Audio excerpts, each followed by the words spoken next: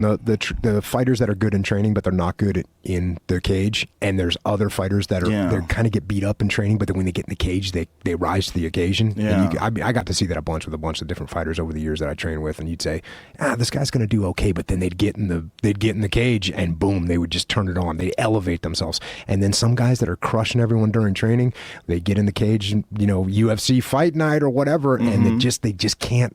They can't get it done that night, even though they're crushing people in the training. Yeah, there's so many factors, right? And I think some of them are also the ability to overcome adversity. And with really talented guys, they didn't really have to overcome that much adversity because they were good really quickly. Like guys who had massive physical advantages. Yeah. And then for some reason, once they faced other people that also have physical advantages but were tougher, they would just fall apart. They just wilt. Yeah, it's so common. Yeah, you got to get that, and we got some guys this guy at the gym right now who's he's a mutant. He's a mutant. Like, he's so strong. What was it? He shot on me the other day. I sprawled on him, and so he's on all fours, and he fights at 185. I'm on all fours, and he picks me up with one hand. With one hand, picks me up and slams me and gets across side, and I said, bro, did you just shot put me right there? and he's 185. What's he walk around at? He walks around at 200, 205. Typical. And he picked you up with one hand? One hand, but not with his back, but with his arm. You're going to see him, Taylor Johnson. Watch out for him. What is his background? He wrestled. But this is the thing. We know this, right? There's wrestlers that are great wrestlers, and they're okay at jiu-jitsu, but they can't quite make that transition. And their striking's okay, but they can't quite make that transition for whatever reason, whatever gift he's got. So the other day we were training, and he's been training. This was a few months ago. He's been training for 6 months, right? And he dives for a Kimura on me.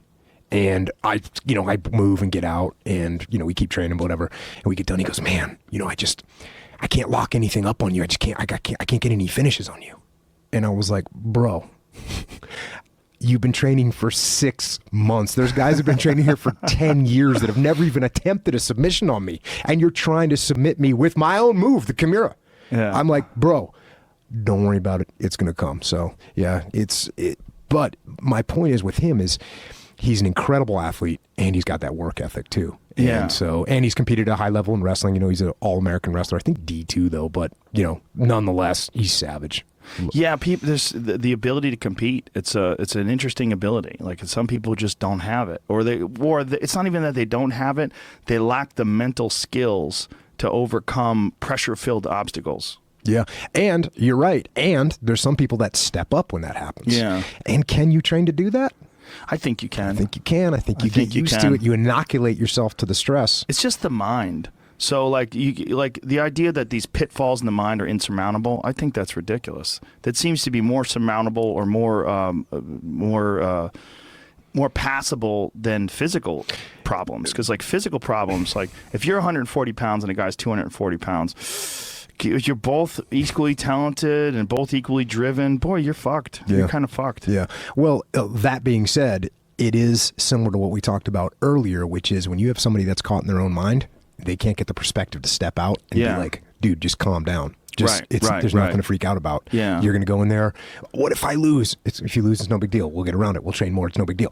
They can't get over that. And so you do get people that get trapped in their minds. And I mean, there's all kinds of fighters that have gone through that and never came out of it. Well, there's a really important quote. If you win, you win. If you lose, you learn. Yeah. And so you always win. And if you really can think about it that way, every time, I remember pretty much every time I've ever been humiliated on the mat, every time I've ever been really manhandled and tapped, I remember them very well. And I also remember every time I rolled with a real high level black belt and got my ass handed to me, my training jumped up a notch. Because, it's that expression, the rub. You train with someone who's way better, and you realize, whatever I thought was a high frequency, there's people that are operating several hundred RPMs faster than that, and I just hadn't encountered them. Yep.